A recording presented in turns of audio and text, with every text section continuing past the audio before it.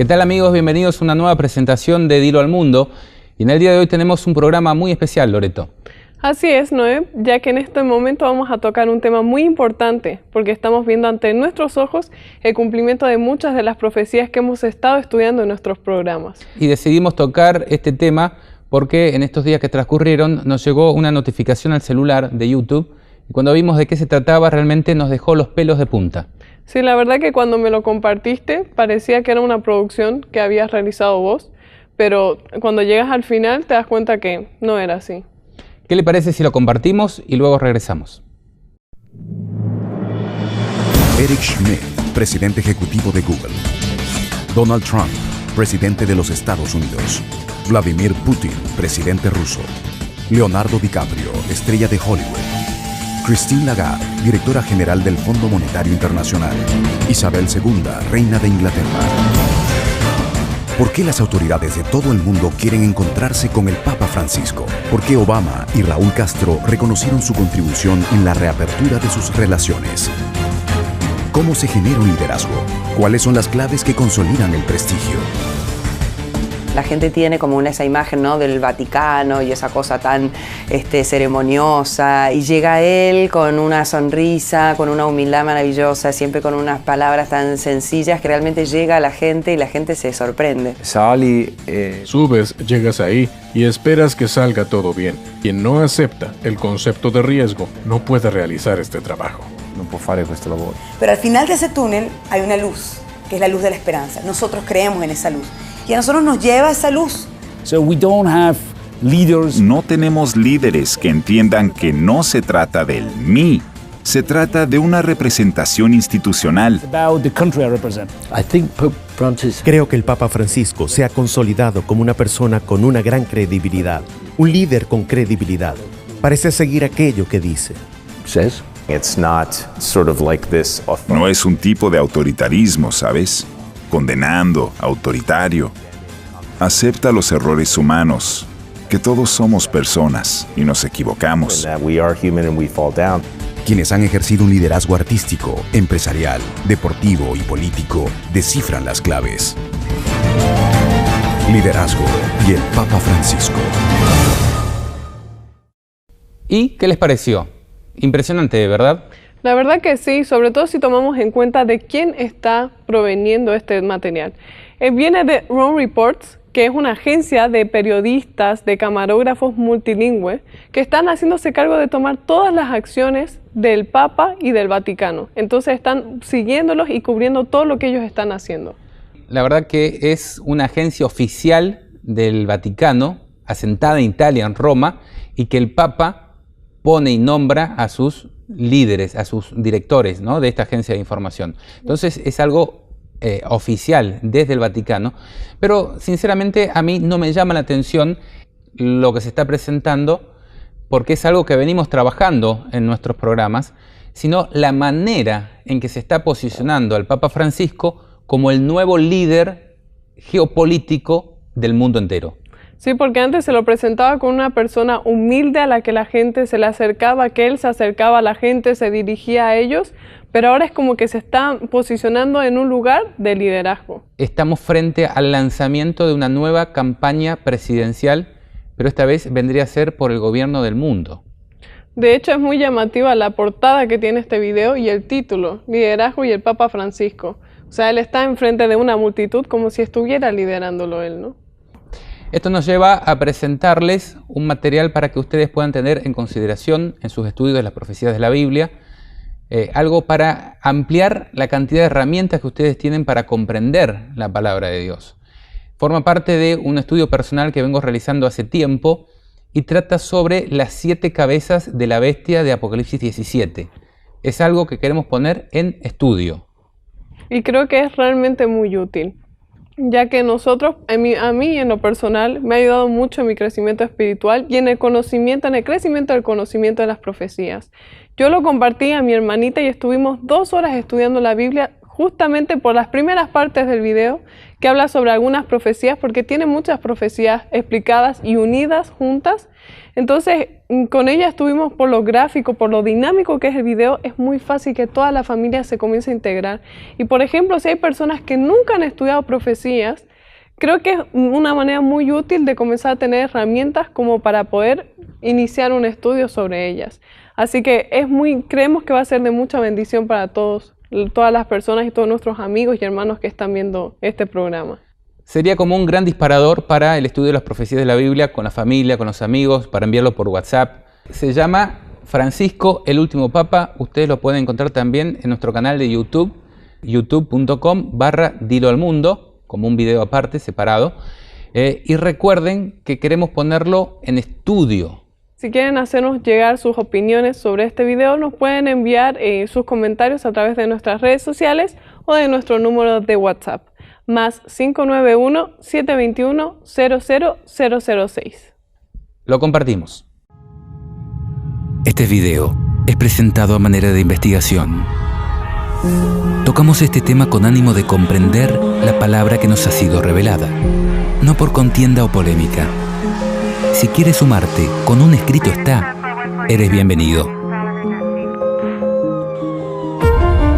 Por primera vez en la historia, el Papa abre sus puertas para abordar las preguntas y problemas a los que nos enfrentamos. Como un líder cuya fe inspira al mundo. Tengo el gran honor de presentarles al Papa Francisco de la Santa Sede. Buonasera. En un mundo dividido, un líder tiene una misión: unirnos a todos.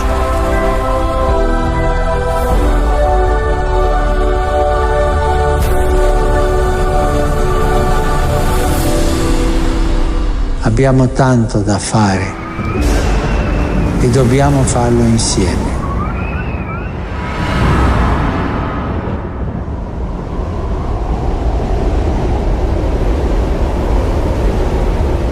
En el capítulo 17 de Apocalipsis se presenta la figura de una bestia espantosa y terrible, con 7 cabezas y 10 cuernos, aclarando en ese mismo capítulo que para poder comprender de qué se trata es necesario tener inteligencia y sutileza. Y dice: las 7 cabezas son las 7 colinas sobre las cuales está sentada la mujer, y también simbolizan a 7 reyes. 5 han caído, 1 vive y el otro todavía no ha llegado, pero cuando llegue, durará poco tiempo. Concordamos con la mayoría de los estudiosos bíblicos que afirman que esta bestia espantosa y terrible simboliza el accionar de Roma, tanto política como religiosa, en la historia de la humanidad. Ahora, ¿cuál es el significado de las 7 cabezas y los 10 cuernos? Es el tema que nos ocupa. Lo primero que debemos tener en cuenta es que en Apocalipsis 12 y 13 también se presenta el accionar de esta bestia, pero con algunas diferencias. Aunque la bestia es similar, las diferencias podrían estar indicando que se trata de diferentes periodos y realidades en la historia de su gobierno. En Apocalipsis 12 se presenta a esta bestia como un dragón de 7 cabezas y 10 cuernos, tratando de devorar a la simiente de la mujer, es decir, a Cristo, tan pronto como naciese, y persiguiendo luego a la mujer pura, es decir, a la verdadera iglesia, por 1260 días proféticos. Sabemos que fue la Roma imperial la que se encontraba gobernando en los días de Cristo. Sin embargo, a través del periodo de persecución, podemos conocer que la profecía se centra en Roma papal, que persiguió a los verdaderos cristianos por 1260 años. Se especifica que las 7 cabezas tenían 7 diademas o coronas, lo cual coincide con lo que vimos en relación a que las 7 cabezas simbolizan 7 reyes que gobiernan de manera consecutiva. Los 10 cuernos también simbolizan a 10 reyes, pero, a diferencia de las 7 cabezas, son reyes de menor poder que gobiernan de manera simultánea juntamente con la bestia. Es necesario hacer notar que las diademas o coronas son 7, y están sobre las cabezas de la bestia, y no sobre los cuernos, simbolizando, en este caso, que el poder real se encuentra en las cabezas de la bestia y no en los cuernos.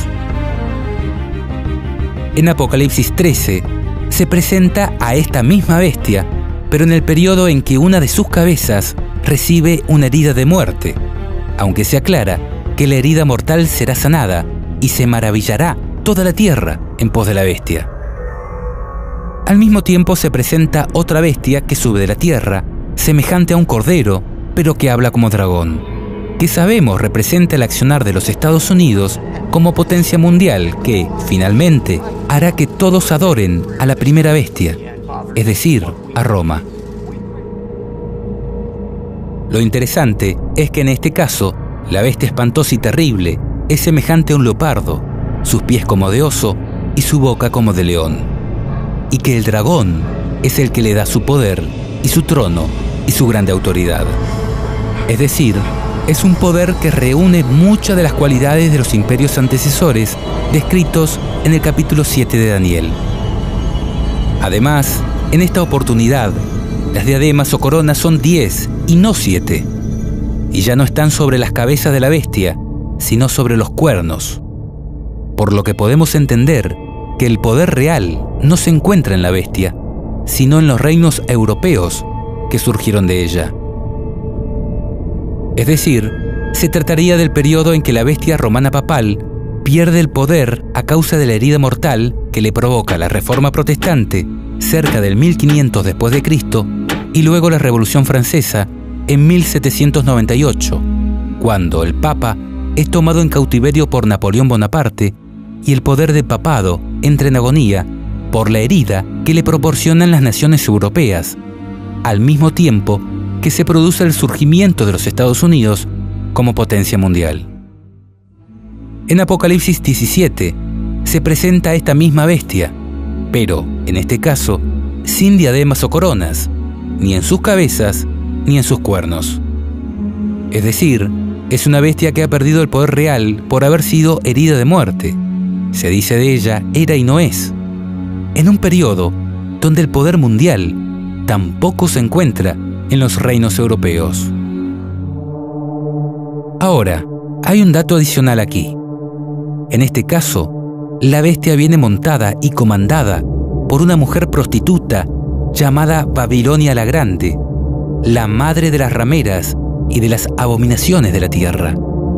Y si bien la visión inicia en el desierto, lugar donde la bestia herida de muerte se ha refugiado, la profecía cubre el momento en que dicha herida es sanada y la bestia resurge del abismo. Dice, la bestia que has visto era y no es, y está para subir del abismo e ir a perdición.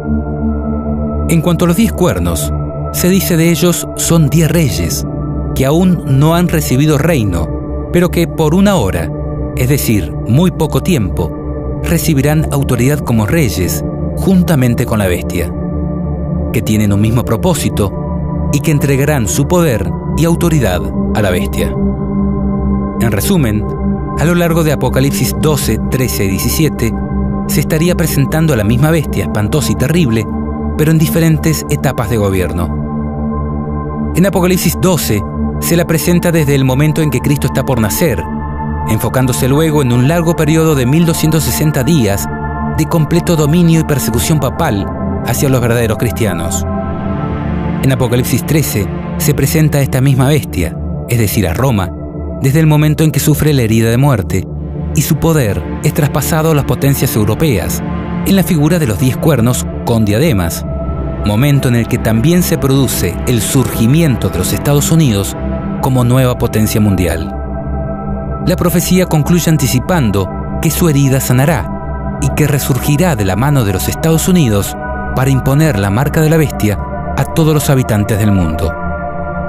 En tanto, Apocalipsis 17 trata específicamente sobre el momento en que la herida de muerte es sanada y la bestia resurge del abismo.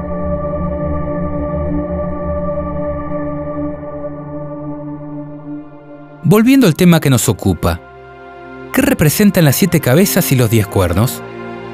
A su vez, ¿A quién representa la mujer prostituta llamada Babilonia? Bueno, aquí empieza lo que queremos poner en estudio, y que incluye dos posibles cumplimientos, uno histórico y otro que podríamos llamar escatológico. Ambos no se contradicen, sino que confluirían en paralelo hacia un cumplimiento magistral de la profecía. Cumplimiento histórico. En cuanto al cumplimiento histórico, en el apéndice del libro El deseado de todas las gentes, encontramos esta definición. Ha sido objeto del estudio y esfuerzo de Satanás unir la Iglesia y el Estado desde el principio. Separados, son útiles y valiosos para la vida del mundo. Unidos, vienen a ser un veneno mortífero, tanto para el cuerpo político como para el cuerpo eclesiástico. De una unión tal, brotan las grandes bestias apocalípticas que desgarran cruelmente y aplastan despiadadamente la vida de todos los que se le oponen. Véase Daniel 7 y Apocalipsis 12, 13 y 17. La bestia de Apocalipsis 13, 1 al 10, nótese que solo se refiere a la bestia de Apocalipsis 13, es un símbolo de este poder a través de los siglos, que ha existido bajo diversas formas, simbolizadas por las 7 cabezas. Bajo la cabeza dominante del periodo presentado en Apocalipsis 13, 1 al 10, la bestia representa el papado. Ejerció el poder perseguidor durante 1260 años, al fin de los cuales nos es representada como yendo en cautiverio. Si una de las cabezas de la bestia de Apocalipsis 13 representa al papado, podríamos llegar a interpretar que las restantes 6 representan al resto de los imperios que gobernaron o gobernarán el mundo, uniendo la Iglesia y el Estado. Desde este punto de vista, es lógico tratar de comprender el significado de las 7 cabezas de la bestia de Apocalipsis 13 como 7 reinos que existirían desde la época del Imperio Babilónico hasta el fin del mundo, dado que este es el punto de origen en la profecía de Daniel 7, donde se representa a Babilonia como un león alado, símbolo que también se incluye en la descripción de la bestia espantosa y terrible de Apocalipsis 13. Entonces, dentro de este posible cumplimiento histórico, las 7 cabezas de la bestia podrían ser: 1. Babilonia, que gobernó entre el 605 y el 539 a.C., representada por un león en Daniel 7 y por la cabeza de oro en Daniel 2. 2. Medo-Persia, que gobernó entre el 539 al 331 a.C., representada por un oso en Daniel 7 y por pechos y brazos de plata en Daniel 2. 3. Grecia, que gobernó del 331 al 168 a.C., representada por un leopardo en Daniel 7 y por vientre de bronce en Daniel 2. 4. Roma política militar, que gobernó entre el 168 a.C. hasta el 476 después de Cristo, y es representada por el periodo de gobierno de la bestia espantosa y terrible de Daniel 7 y por las piernas de hierro de Daniel 2. 5. Roma papal en la Europa religiosa, que gobernó del 476 al 1798 después de Cristo, representada por el periodo de gobierno de los cuernos en la bestia espantosa y terrible de Daniel 7, con claro predominio del cuerno pequeño a partir del 538 después de Cristo. En Daniel 2, este periodo es representado por pies en parte de hierro y en parte de barro cocido. 6. Secularismo evolucionista, desde 1798 hasta nuestros días, dado que podríamos entender que el ateísmo y evolucionismo actual también conforman una especie de religión que domina al Estado y se vale de él para imponer sus creencias, por lo que podría estar representado por la 6ª cabeza que aparece en el periodo en que la bestia no es decir, cuando Roma no tiene poder.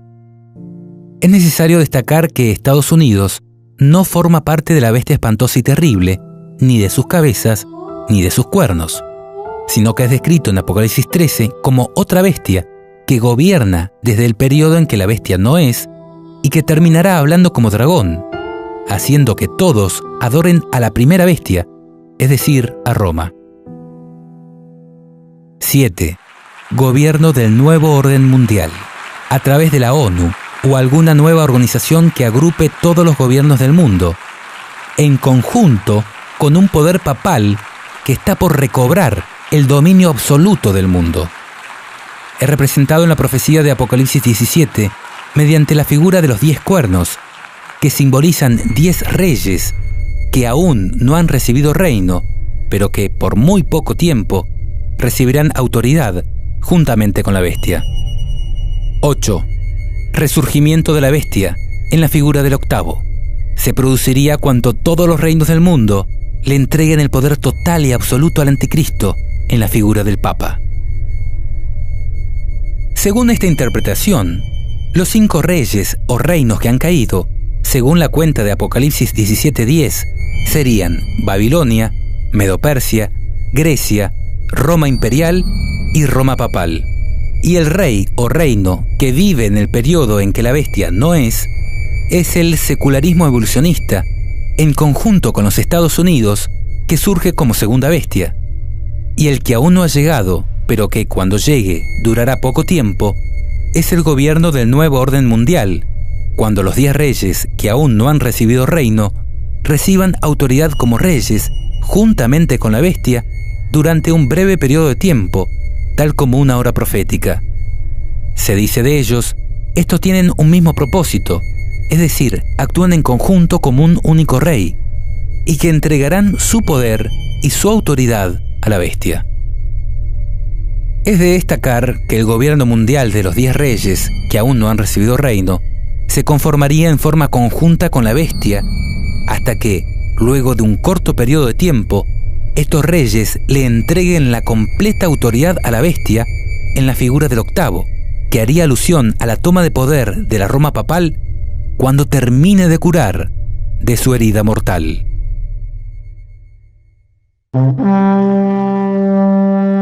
Cumplimiento escatológico.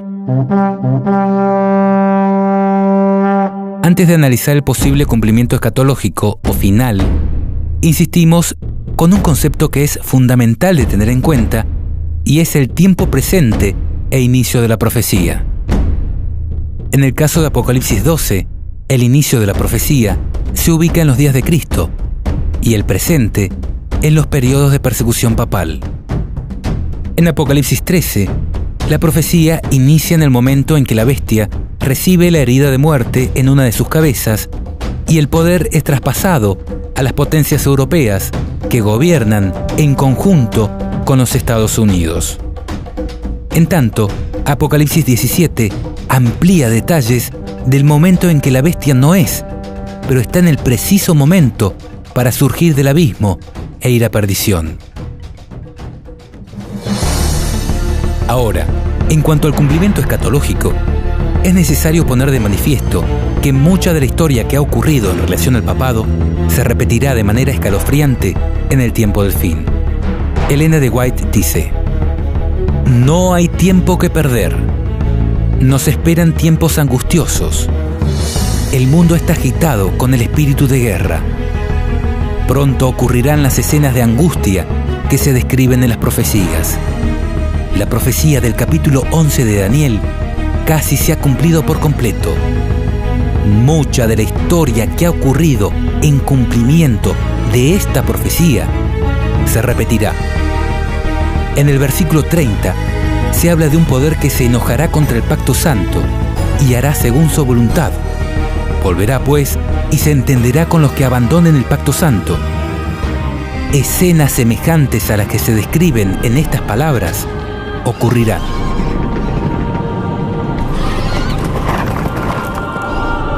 Muchas de las profecías de la Biblia tienen dobles cumplimientos, uno histórico y otro mucho más asombroso y cabal al final de los días. Mateo 24 es ejemplo de ello, cuando Jesús agrupa en una única profecía tanto las señales que anunciarían la destrucción de Jerusalén como aquellas que nos darían cuenta de su pronto regreso. Las 7 iglesias del Apocalipsis son otro claro ejemplo, donde lo que ocurre en el primer cumplimiento histórico nos enseña acerca de lo que ocurrirá luego y hasta el fin de los días, presentando las diferentes realidades que le tocaría vivir a la iglesia y el mensaje que Dios tiene para ella en cada caso. Por esto, no hay que desesperar si algunos aspectos de la profecía no se terminan de entender en el cumplimiento histórico, porque podrían estar haciendo referencia a detalles de un majestuoso cumplimiento que tendrá lugar al final de los días. Pasemos entonces a analizar la interpretación escatológica de Apocalipsis 17:10, lo cual es el punto más álgido de nuestro estudio, y para lo cual pedimos suma prudencia de vuestra parte.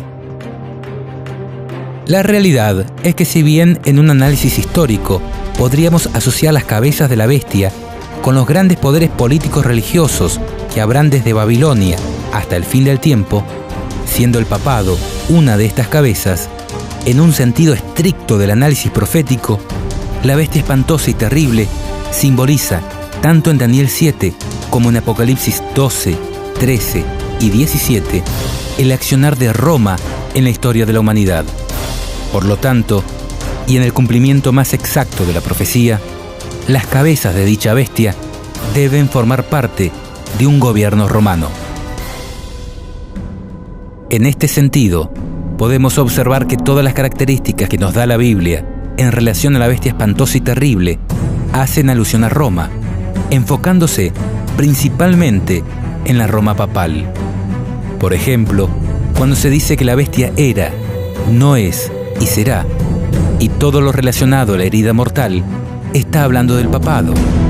Cuando anuncia el periodo de 1260 días que la bestia perseguiría a la mujer, también está describiendo el accionar del papado. A la luz de esta verdad, es que les presentamos este estudio, no para que lo crean, sino para que lo analicen. And we bless you with all of our hearts. We bless you with all of our souls. We bless you with all of our might. And we thank you, sir. We thank God for you. And so, all of us declare together, be blessed. Once again, all together, be blessed. Amen. Amen. Amen. Amen. Amen. Amen.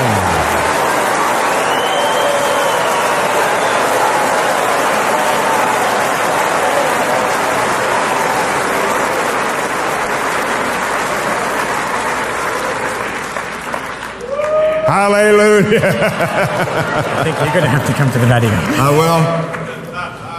I'm available. Praise God. La traducción Leborati Truso de la Biblia dice: para comprender esto, es necesario tener inteligencia y sutileza. Las 7 cabezas son las 7 colinas sobre las cuales está sentada la mujer. Y también simbolizan a 7 reyes.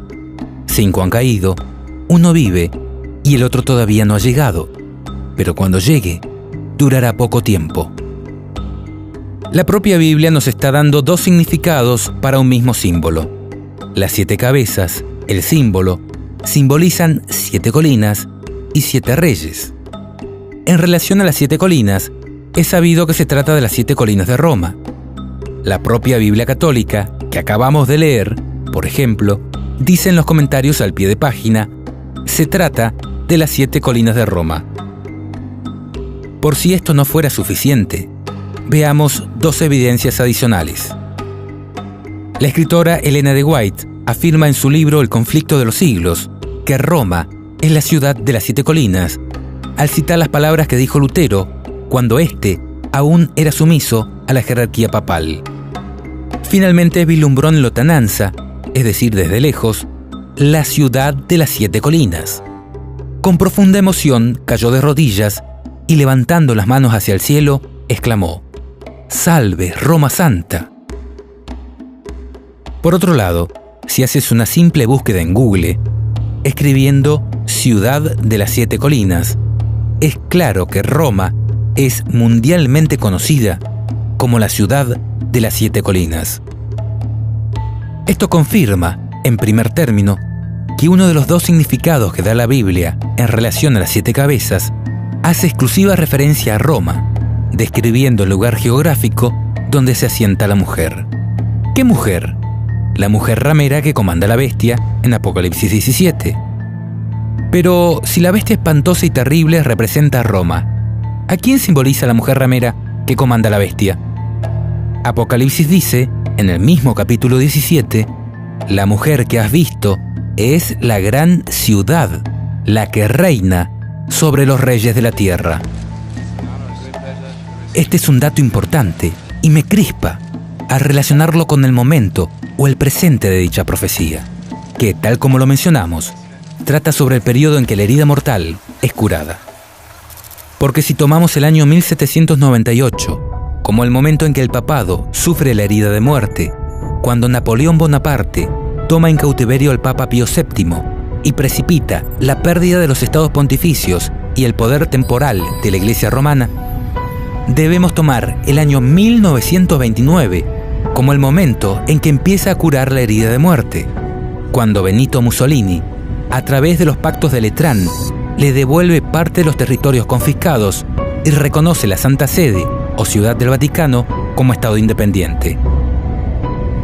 Entonces, si la mujer que comanda la bestia de Apocalipsis 17 es la gran ciudad, la que reina sobre los reyes de la tierra, la profecía podría estar indicando que a través del reconocimiento de la Ciudad del Vaticano como Estado independiente, la bestia recobraría el poder que ejerció en la Edad Oscura. Porque si tomamos en cuenta que desde que se les reconoce la soberanía y autonomía a la Ciudad del Vaticano, ciudad que actualmente reina sobre los reyes de la tierra, los papas, que hasta el momento eran obispos de Roma, ahora, y solo ahora, una vez reconocida la Ciudad del Vaticano como Estado independiente, los papas se transforman en reyes del Vaticano, sin que nadie pueda juzgarlos, independientemente de lo que hagan. Los tribunales de los demás estados deben reconocer la soberanía del Estado del Vaticano y no entrometerse. Y dentro de este, el mismo Papa es el juez supremo, considerado infalible y de imposible juzgamiento humano, por ser, según ellos, el representante de Dios en la tierra. ¿Vas notando cómo todos los cabos parecen unirse? Porque aunque el nombre de esta mujer puede aplicarse también a aquellas confesiones religiosas que salieron de Roma, pero que han seguido sus mismos métodos y enseñanzas, Babilonia hace referencia de manera directa a Roma papal. Elena de White dice en relación a esto: la mujer Babilonia de Apocalipsis 17 está descrita como vestida de púrpura y escarlata y adornada de oro y piedras preciosas y perlas, teniendo en su mano un cáliz de oro, lleno de abominaciones, es decir, las inmundicias de sus fornicaciones. Y en su frente tenía un nombre escrito: Misterio, Babilonia la Grande, Madre de las Rameras. El profeta dice: vi a aquella mujer embriagada de la sangre de los santos y de la sangre de los mártires de Jesús.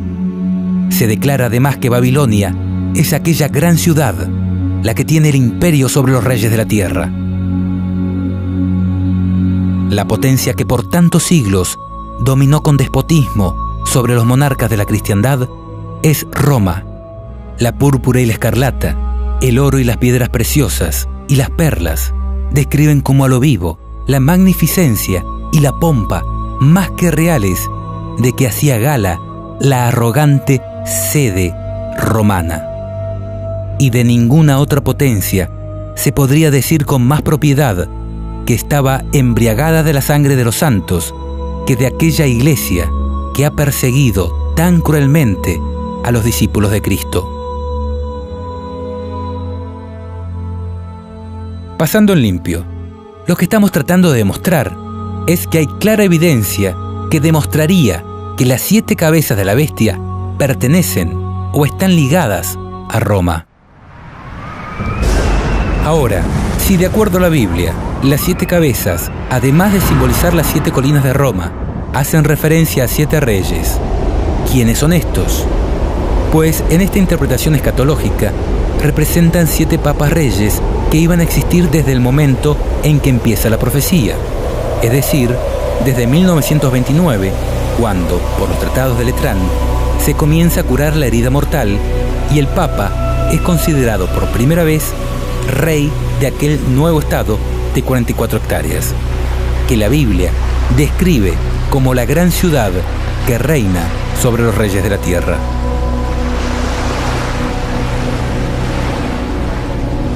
En este sentido, queremos hacer notar algunos antecedentes bíblico-proféticos que demuestran que Dios más de una vez hizo predicciones de este tipo, vinculando hechos de gran trascendencia a la vida o a los reinados de algunas personas.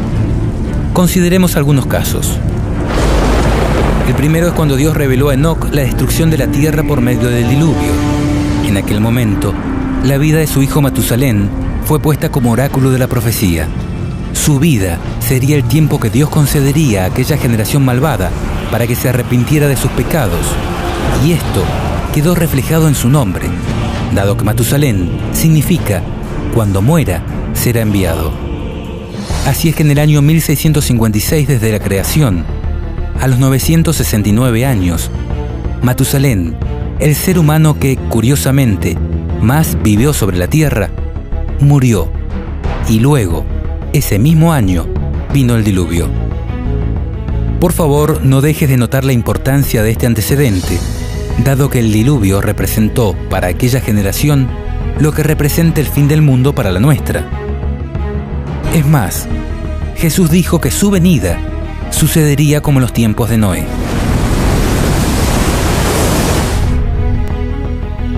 Un segundo ejemplo lo encontramos en la profecía de Daniel 2, cuando Daniel revela a Nabucodonosor que él era representado por la cabeza de oro.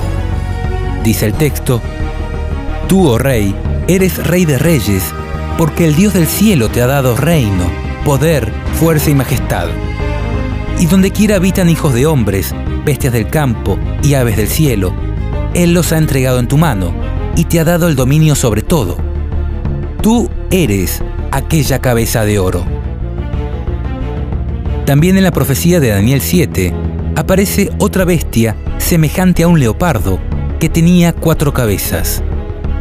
El leopardo, según el método de interpretación bíblica histórico-gramatical, representa a Grecia y las 4 cabezas a Casandro, Lisímaco, Seleuco y Ptolomeo, 4 de los generales de Alejandro Magno que se repartieron el poder luego de su temprana muerte.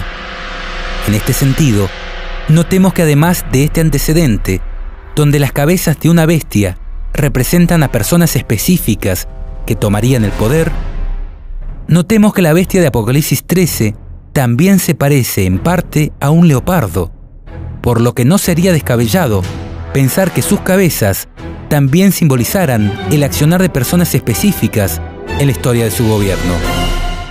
Además, en Daniel 8 se profetiza sobre Alejandro Magno, diciendo: El macho cabrío es el rey de Grecia, y el cuerno grande que tenía entre sus ojos es el rey primero. Dándose aún más detalles en la profecía del capítulo 11, cuando dice: Se levantará luego un rey valiente, el cual dominará con gran poder y hará su voluntad. Pero cuando se haya levantado, su reino será quebrantado y repartido hacia los 4 vientos del cielo, no a sus descendientes, ni según el dominio con que él dominó, porque su reino será arrancado y será para otros fuera de ellos, haciendo referencia a sus 4 generales que tomarían el poder.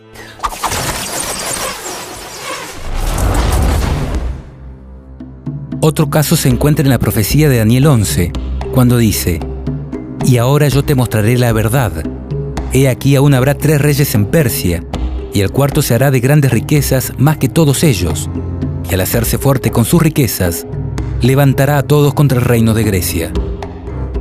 Esta profecía también se cumplió a la perfección. Cuando fue dada, Ciro era el rey del imperio medo-persa, y los 3 reyes que le sucedieron fueron Cambises II, Esmerdis y Darío I el Grande, y el cuarto fue su hijo Jerjes, quien, por el 481 a.C., lanzó una masiva invasión contra Grecia, pero luego de algunas conquistas fue derrotado.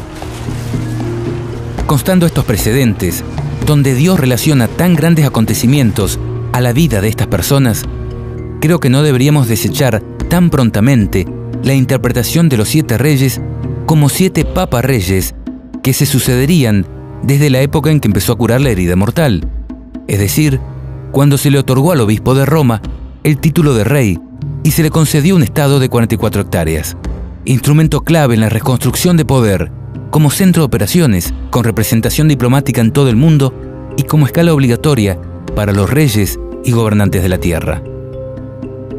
Personalmente siempre he tomado con pinzas esta interpretación y de ninguna manera basaría mi fe en ella. Sin embargo, y ante lo ocurrido con la abrupta y extraña renuncia de Benedicto XVI, todo ha empezado a cobrar sentido, y aquellas cosas que no se podían comprender en otro tiempo, ahora parecerían clarificarse de manera majestuosa, como lo veremos a continuación. Pero antes de analizar los papas que han habido y de qué manera estos cumplirían la profecía, es necesario tener presente que una cosa es el momento que marca el inicio de la profecía y otra es el momento que representa el presente de la profecía. Dicho en otras palabras, la profecía de Apocalipsis 17 comenzaría en 1929, cuando la herida mortal comienza a sanar, pero el presente de la profecía se encuentra en el periodo cuando gobierna el 6º rey, dado que dice, las 7 cabezas también simbolizan a 7 reyes. 5 han caído, 1 vive y el otro todavía no ha llegado, pero cuando llegue, durará poco tiempo. Por esto, si tenemos en cuenta los papas que han habido desde que en 1929 se constituyó el Estado del Vaticano, la gran ciudad que reina sobre los reyes de la tierra, los reyes o reinos simbolizados por las 7 cabezas serían Pío XI, que reinó desde 1922 hasta 1939. Fue el papa que firmó los pactos de Letrán y que obtuvo el Vaticano como Estado independiente. Pío XII, que reinó desde 1939 hasta 1958. Juan XXIII, desde 1959 hasta 1963. Pablo VI, que reinó desde 1963 hasta 1978.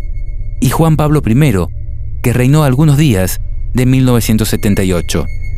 Estos primeros 5 reyes constituirían lo que se conoce como los 5 reyes que han caído. El 6º sería Juan Pablo II, que reinó desde 1978 hasta 2005, y sería el que es decir, el que señalaría el presente de la profecía. El 7º, Benedicto XVI, que reinó desde 2005 hasta 2013, y representaría el que sería necesario que dure breve tiempo, o en palabras similares, un tiempo abreviado.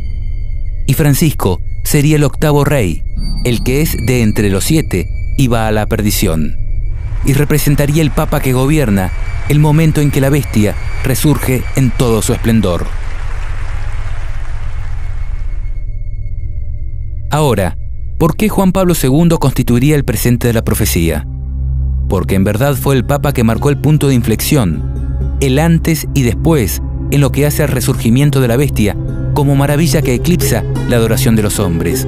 You're a Presbyterian, so I don't want to drag you into other realms. Do you have a favorite saint? Well, I think that if you look, Mother Teresa, who's probably our newest, is great, and correct. John Paul, Pope John Paul, I thought was terrific. Why? Because it had something special. It had a special something. There was a warmth. Mm-hmm. There was a toughness, but there was a warmth that was incredible. So I certainly think Pope John Paul. Juan Pablo II fue el papa que catapultó la imagen de la bestia en la mente de las personas y en el escenario geopolítico mundial. Mira cómo lo presenta Malachi Martin en su libro Las llaves de esta sangre. De buena gana o no, preparados o no, todos estamos involucrados en una triple competencia global, intensa, sin reglas que la limiten. Sin embargo, la mayoría de nosotros no somos competidores, somos las apuestas. Porque lo que está en competencia es quién establecerá el primer sistema mundial de gobierno que haya existido jamás en la sociedad de las naciones.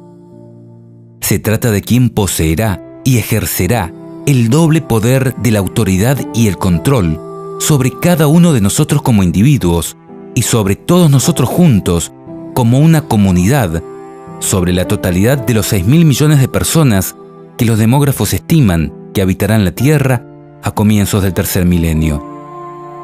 La competencia es intensa, porque, ahora que se ha iniciado, no hay forma de revertirla ni detenerla.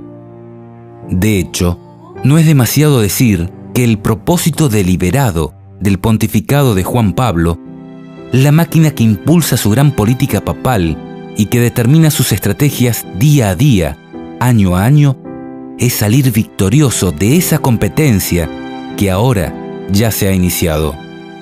Porque es un hecho que las apuestas que ha colocado Juan Pablo en la arena del enfrentamiento geopolítico lo incluyen todo.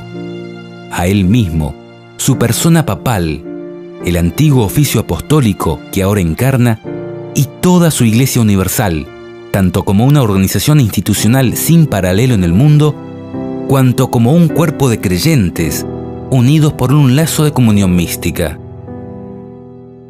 En este nuevo libro, oportuno y sugestivo, Malachi Martin, eminente teólogo, experto en Iglesia Católica, ex jesuita y profesor del Instituto Bíblico Pontificio del Vaticano, autor del bestseller Los Jesuitas, revela la historia desconocida que hay detrás del papel del Vaticano en el colapso de la cortina de hierro, así como la trascendental evaluación que hace el Papa Juan Pablo II de la triple competencia que se está desarrollando ahora en las potencias globales: la Unión Soviética, bajo Mikhail Gorbachev, las naciones capitalistas del Occidente y la propia Iglesia Romana Universal del Papa.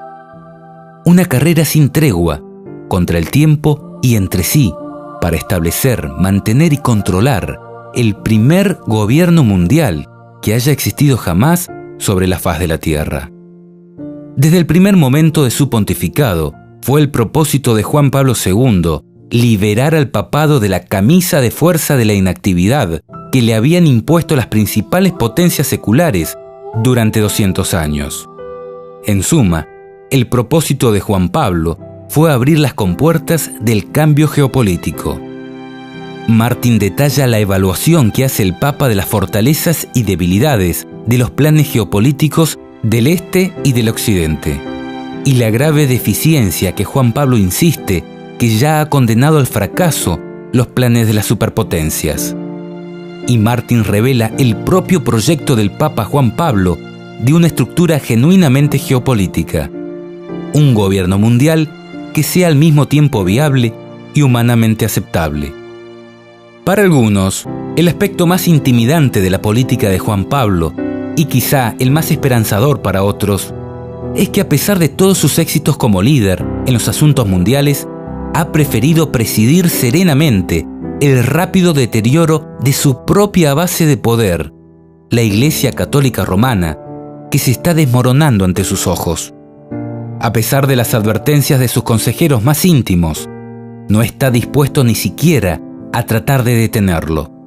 Sin embargo, ahora más que nunca, sigue estando convencido de haber comenzado un movimiento que no se puede contener, porque él insiste que la fuerza de sus propios planes está garantizada por las llaves de su autoridad como vicario terreno de Dios. Además de la significatividad histórica del pontificado de Juan Pablo II en el resurgimiento de la Iglesia romana en la geopolítica mundial, este Papa también recibió una herida de muerte, algo que causó conmoción mundial y que al curar de ella lo catapultó victorioso al escenario geopolítico mundial. Estamos viendo algunas escenas de cuando el 13 de mayo de 1981, Juan Pablo II, el sexto Papa Rey del Estado del Vaticano, sufrió una herida de muerte al recibir un disparo del turco Mehmet Ali.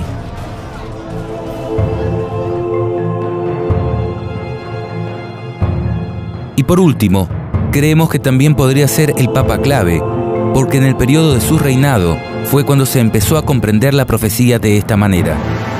Es decir, el presente de la profecía podría estar dado en el momento en que la profecía se comprende, sobre todo si tenemos en cuenta que estas palabras fueron selladas hasta el tiempo de su cumplimiento. Dice la traducción de la Biblia Jubileo 2000. Anda, Daniel, pues estas palabras son cerradas y selladas hasta el tiempo de su cumplimiento.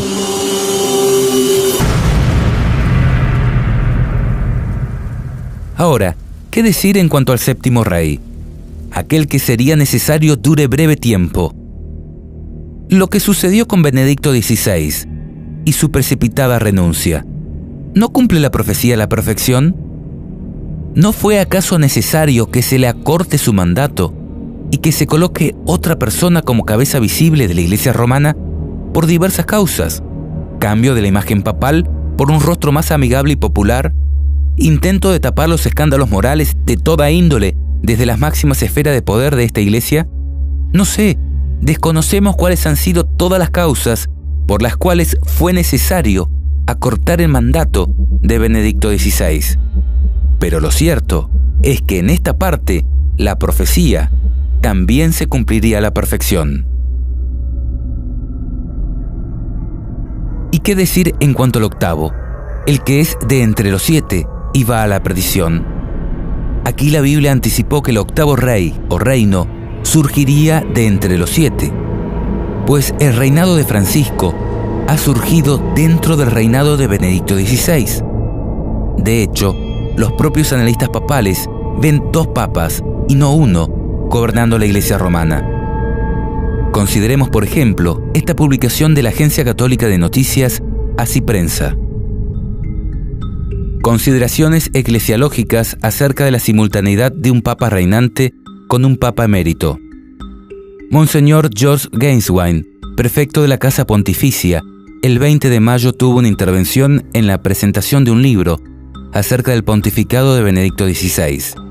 En esa intervención dijo unas pocas frases que dieron la vuelta al mundo eclesiástico, afirmando que el Papa Benedicto no ha abandonado el ministerio de Pedro, y hablando de un papado en el que hay un miembro activo y un miembro contemplativo.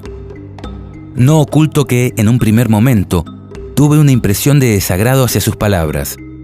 ¿Cómo era posible que el prefecto de la Casa Pontificia difuminara la nitidez de una renuncia pontificia, una cuestión canónica de gravísima trascendencia para la vida de la Iglesia? Pero en los días siguientes seguí reflexionando sobre el tema y me di cuenta que Monseñor Gainswine había abierto un apasionante tema eclesiológico totalmente nuevo, nunca tratado antes con la hondura que merecía. Después de darle muchas vueltas a este asunto, me encontré que del desagrado pasé a suscribir enteramente las palabras del prefecto de la Casa Pontificia.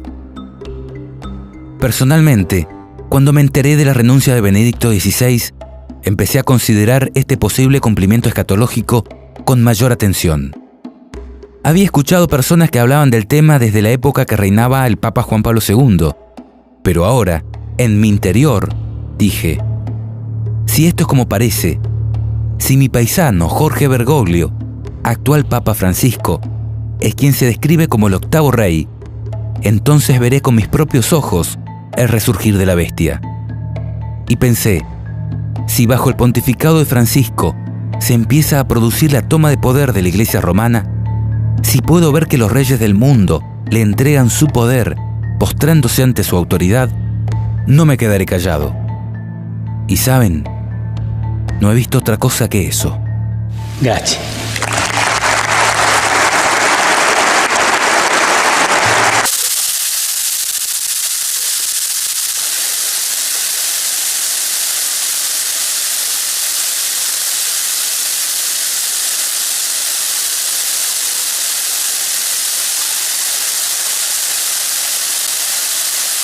El sumo pontífice recibió este jueves en su estudio del Palacio Apostólico al mandatario para el primer encuentro privado entre los dos líderes desde la elección del pontífice hace un año. Obama le confesó al Papa ser un gran admirador.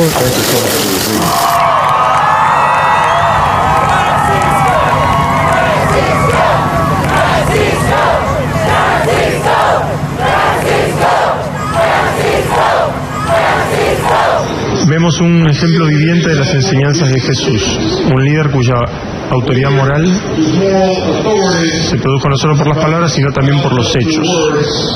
Le agradecemos y le damos la bienvenida a los Estados Unidos de Norteamérica.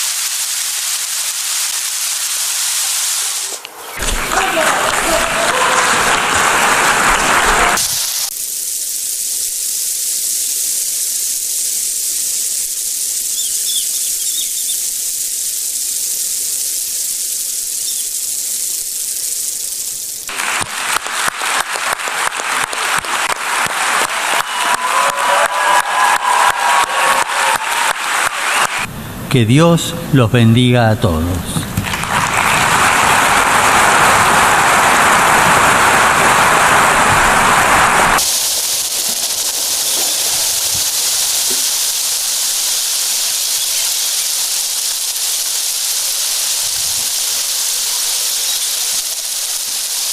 ...24 de marzo de 2017... Papa Francisco recibe en audiencia a 27 jefes de Estado y de Gobierno de la Unión Europea. Se trata del 60 aniversario de la firma de los Tratados de Roma. Así es, padre, se trata de unos tratados muy importantes que dieron comienzo al origen de lo que hoy conocemos como la Unión Europea. Hoy estamos reunidas las tres instituciones de la Unión Europea junto a los jefes de Estado y de Gobierno como símbolo de la unidad para celebrar los 60 años de nuestro proyecto común. Mañana firmaremos un documento solemne para afirmar las razones de seguir juntos, único modo de poder enfrentar los grandes desafíos de hoy. Es desde aquí que podemos proyectarnos al mundo con prudencia y autoridad. Ha sido entonces Antonio Tajani, presidente del Parlamento Europeo, que saluda a Papa Francisco. Roma, con su vocación de universalidad, es el símbolo de esa experiencia y por eso fue elegida como el lugar de la firma de los tratados. Porque aquí se sentaron las bases políticas, jurídicas y sociales de nuestra civilización. Es oportuno tener presente que Europa es una familia de pueblos y como en toda la buena familia existen susceptibilidades diferentes, pero todos podrán crecer en la medida en la que estén unidos. Penso che l'Europa merite di essere costruita. Grazie.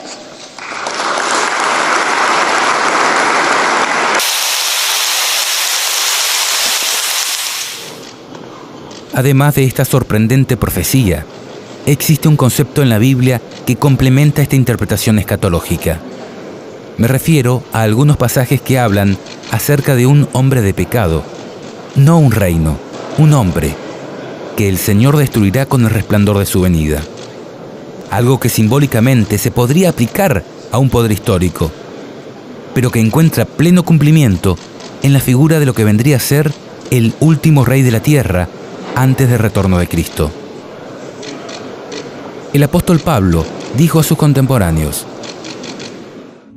acerca de la venida de nuestro Señor Jesucristo y de nuestra reunión con Él, les rogamos, hermanos, que no se dejen perturbar fácilmente, ni se alarmen, sea por anuncios proféticos, o por palabras, o cartas atribuidas a nosotros, que hacen creer que el día del Señor ya ha llegado, que nadie los engañe de ninguna manera, porque antes tiene que venir la apostasía y manifestarse el hombre impío, el ser condenado a la perdición, el adversario, el que se alza con soberbia contra todo lo que lleva el nombre de Dios o es objeto de culto.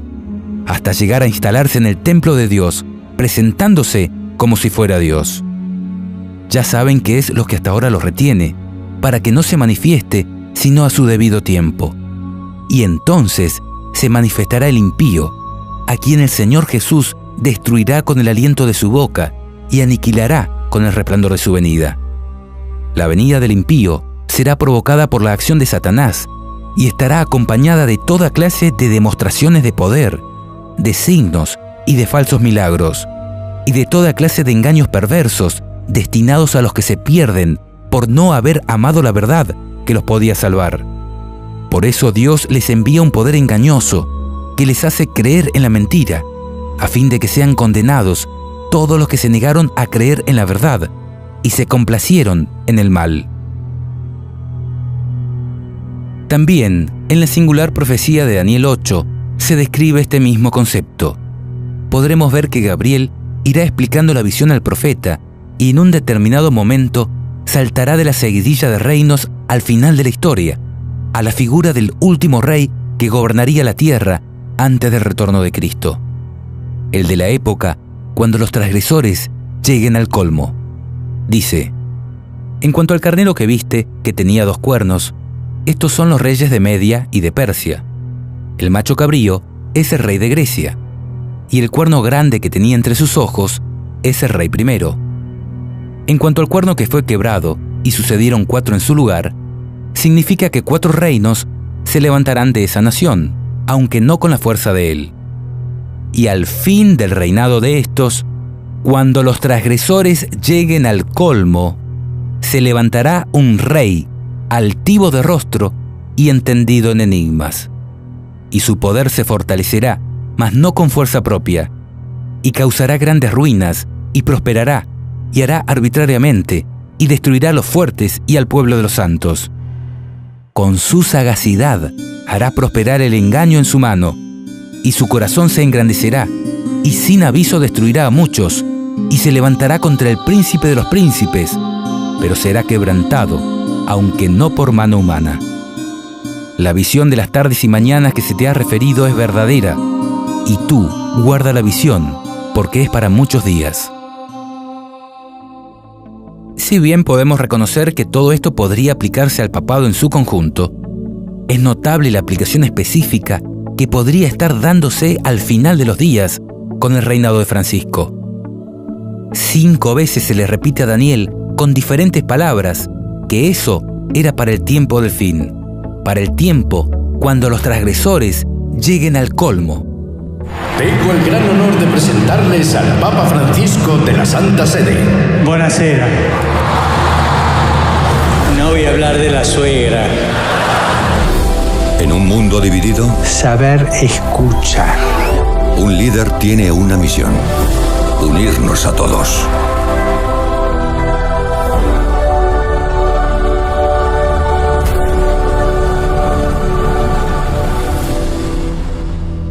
Cristo no reveló el día y la hora que vendría, pero sí dijo: así también, cuando vean todas estas cosas, sepan que el fin está cerca, a la puerta. Les aseguro que no pasará de esta generación sin que suceda todo esto.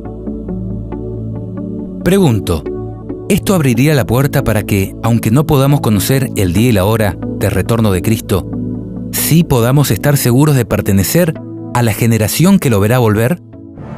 ¿Podría la generación final distinguir con nombre y apellido al hombre impío, el ser condenado a la perdición, el adversario, el que se alza con soberbia contra todo lo que lleva el nombre de Dios o es objeto de culto, hasta llegar a instalarse en el templo de Dios, presentándose como si fuera Dios?